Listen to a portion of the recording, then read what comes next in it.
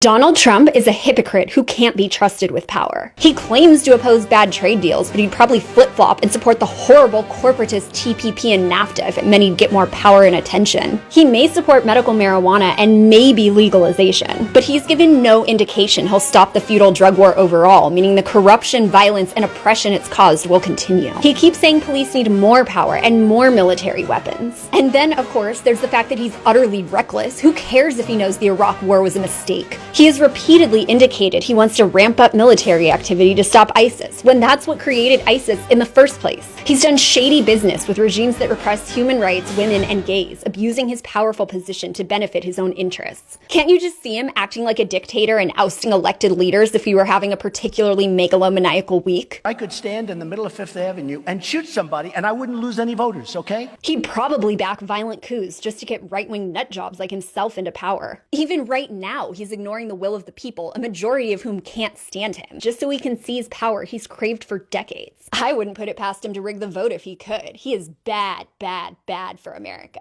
But what if I told you? Hillary Clinton is the one who supported NAFTA and the TPP, and she repeatedly shows her corporate loyalties. But don't for a second accuse me of being a Trump supporter, either by choice or by default. While Trump has said he supports working toward the legalization of cannabis and supports medical marijuana, just like Hillary Clinton, neither has indicated they'll put an end to the foundational policies of the failed war on drugs, meaning the police state Trump wants to expand will continue no matter who is elected. Trump and Hillary support decimating the Middle East with rampant jingoism. Though Trump has talked shamefully about taking out the families of suspected terrorists, Hillary has endorsed exactly that with her shameless support of Obama's drone program. Trump does do business with people in human rights violating countries like Saudi Arabia and the United Arab Emirates, but as Secretary of State, Hillary Clinton facilitated weapons deals to those repressive regimes who donated millions of dollars to the Clinton Foundation and are now using the weapons she gave them to kill men, women, and children in Yemen. This means a woman who claims to care about women's and LGBT rights has directly empowered regimes that brutally oppress women and LGBT individuals. Both Hillary and Donald are incompetent, yet she directly enabled the Iraq War, then admitted it was a mistake, then recklessly repeated that exact same mistake in Libya and wants to repeat it in Syria. It's also Hillary who backed a right-wing coup in Honduras to protect American corporations.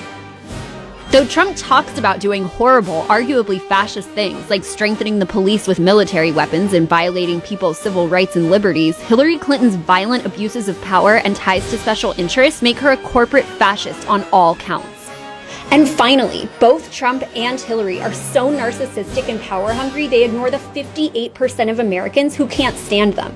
But it's Hillary who, with the help of the DNC, manipulated the political process and the media to make sure she ascends to her long-coveted throne in the White House. Do you see how easy it is to blur the policies, character traits, and recklessness of the two options your overlords have given you in 2016? Listen up, Hillary supporters, whether you genuinely like her or are just terrified of Donald Trump. If you cared enough to be even marginally informed about current events, you would know that Hillary Clinton's policies and actions have directly contributed to the conditions that gave rise to him.